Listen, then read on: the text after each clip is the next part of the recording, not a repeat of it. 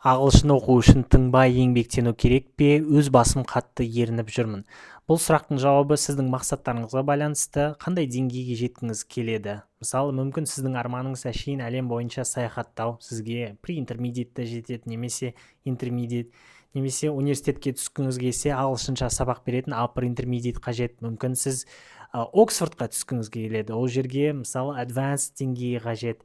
Бірақ бәрібір қай деңгейді қаласаңыз да сізге бәрібір еңбек қажет. Бірақ еңбек болған соң ол міндетті түрде қиналған, өте ауыр еңбек болуға тиіс емес. Ағылшынды қызық жолмен де үйренуге болады. Әртүрлі тәсілдер бар. Әндер арқылы тілді үйренуге болады. Кино, сериал қарап, немесе тіпті курсқа қатыссаңыз да, ол курсқа көз қарасыңыз қандай болады. Кейбір адам өзін қинап оқиды, немесе сол курста өзіңізге қызығушылық ашатын мұғалім тапсаңыз, немесе бір қызық методика, қызық кітап, осылай өзіңізді уәждеудің жолдарын тапсаңыз, мына еңбек жеңіл болады. Мен сіздерді жеңіл еңбекке шақырамын, ауыр еңбекке емес.